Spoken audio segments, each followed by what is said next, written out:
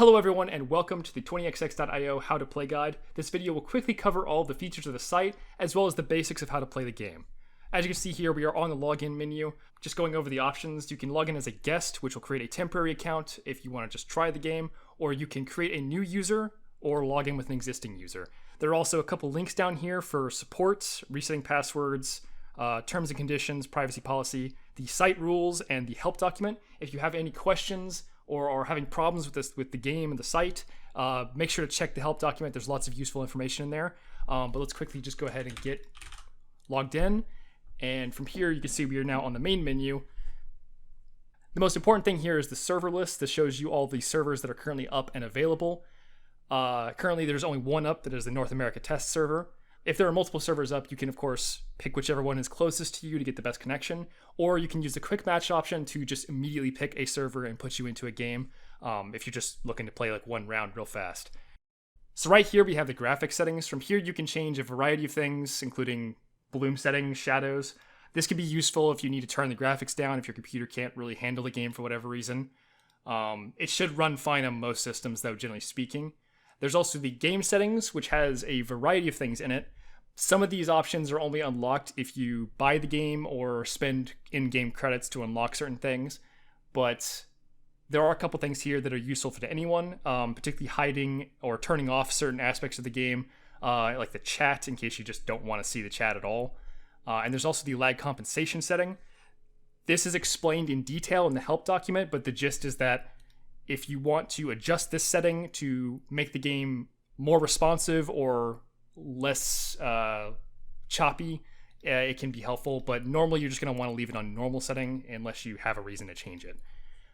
Next up, we have the stats menu, which just shows your lifetime total stats, which there's none on this account, but if you actually played the game, there'd be something there.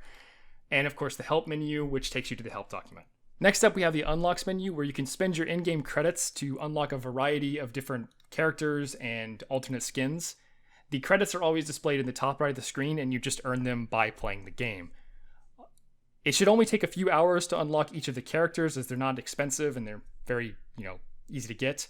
But unlocking the various alternate characters that have custom particles and colors and effects does take quite a while, and, good luck. You can also unlock a couple of special features that allow you to host custom lobbies or change your character colors, but you can also get these by just buying the game, as they don't provide any actual benefits, they're just for fun. And of course, there is the last option here, where you can buy the game through PayPal and immediately unlock all the different characters and all the customization options and special features immediately, as well as you get 25,000 credits, which you can spend on any of the cosmetics you want. This is a one-time thing, you just buy the game and you get this, and that's it. Alright, so moving on to the actual game itself, we're going to go to the North America server. Once you've selected a server, you'll be shown a list of running games. The name of the game is shown here. The game type is shown here. If it is an official server or a player-hosted server, it will show it here. And of course, this is the number of players, the left number being the current number of players, and the right number being the total number of players in that particular game mode. Once you pick a game you want to join, you just click it, and it'll go right in. Once the game loads, you'll be put on the character select menu like this. From here, you can pick which character you want, which we're just going to use the default one to start. The controls for the game are right-click to move and point in a direction like this. And you have two abilities that are by default assigned to D and F. You can use these abilities to eliminate other players. There's also the ability to jump with spacebar, show the scoreboard with Q, and of course you can use the mouse wheel zooming in and out to zoom the game in and out. And holding down the mouse wheel will allow you to rotate the camera however you want. Additionally, when you are dead, you can use the mouse wheel to move the screen around, and if you would like to spectate, you can hit scroll lock to completely hide the game's HUD, like this.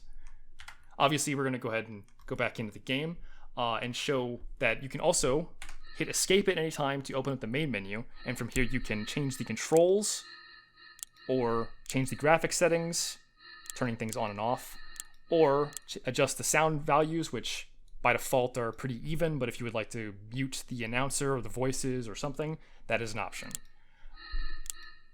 You can also quit the game from the menu as well, and it'll put you back on the lobby list. Now to quickly go over the game's mechanics, anytime you die, of course, you'll be put back on the character select menu with a small respawn. You can change characters anytime, but we're just going to continue to use this character here. Other players that are not on your team, you can push them around by just bumping into them or by using some of your abilities.